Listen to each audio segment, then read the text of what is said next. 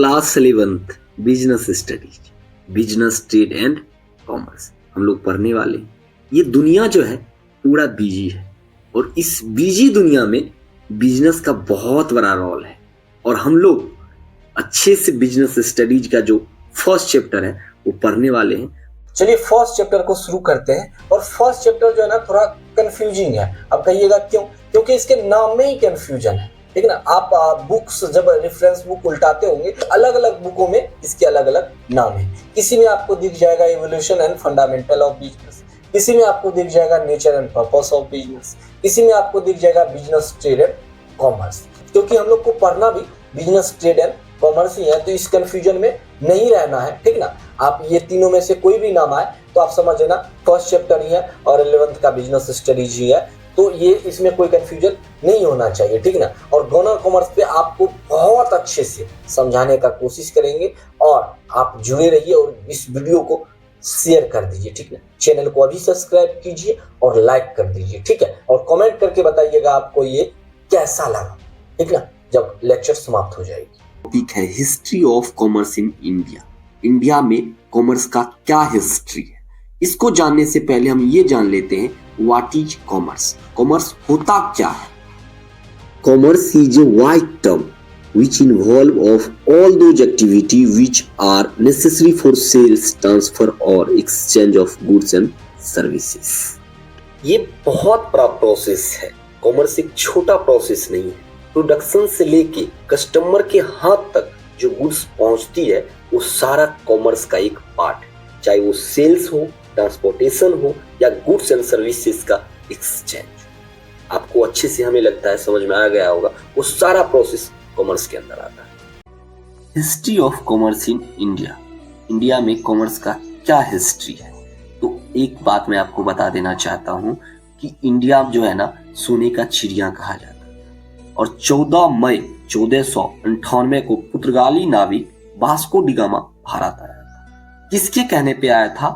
तो king John के कहने पे आया था और कालीकट कप्पड़ एक गांव है केरल में, वहीं पे वो आया था।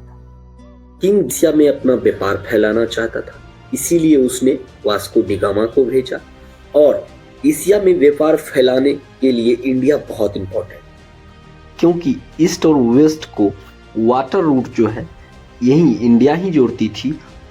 उस समय बहुत इंपॉर्टेंट था, अभी भी इंपॉर्टेंट है। और दूसरा जो है लैंड रूट, वो भी ईस्ट और वेस्ट को जोड़ती है और इंडिया जो है ट्रेडिंग के लिए एक महत्वपूर्ण जगह था और इंडिया बहुत प्रोस्पेरियस कंट्री था और इंडिया को सोने के चिड़िया कहा जाता है, आप लोग को पता ही होगा। और इंडिया का गोल्डन टाइम था और अभी आने वाला है। सर ये तो सत्य है कि सिल्क रूट को लैंड रूट कहा जाता था और स्पाइस रूट को वाटर रूट कहा जाता था, लेकिन ये तो बताइए सर ट्रांसपोर्टेशन कैसे होता था? तो ट्रांसपोर्टेशन लैंड रूट से जानवरों के द्वारा किया जाता था, एक जगह से दूसरी जगह सामान ले जाया जाता था, और वाटर रूट से बोट का यूज किया जाता था, एक जगह से दूसरी जगह सामान ले जाना।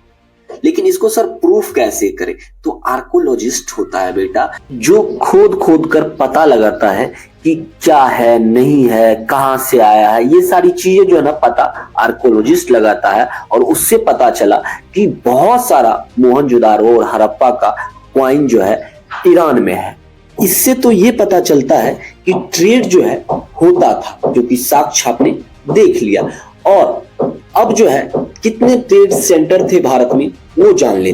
भारत के प्राचीन मेजर ट्रेड सेंटर, पहला जो है पाटलिपुत्रा है जिसे अभी पटना कहते हैं, सेकंड पेशावर जो अभी पाकिस्तान में है, थर्ड तक्षशिला ये भी पाकिस्तान में अभी है, इंद्रप्रस्थ जिसे अभी दिल्ली कहते हैं, उसके बाद मथुरा, वाराणसी, मिथिला, उज्जैन, सूरत, कांची, मदुरा, बारूच, काबीरी पट्टा और अंतिम तमराली पीटी। ये सब जो है भारत के मेजर ट्रेड सेंटर थे जहां पे सामान का एक्सपोर्ट और इंपोर्ट होता था। हमारे देश के अंदर भी होता था और हमारे देश के बाहर भी होता। कैसा था वीडियो? कमेंट कीजिए। आपको अच्छा लगा हो तो लाइक कीजिए। आप हमें सपोर्ट करना चाहते हैं तो शेयर कीजिए और अभी इसी वक्त इस चैनल को सब्सक्राइब और फॉलो कीजिए।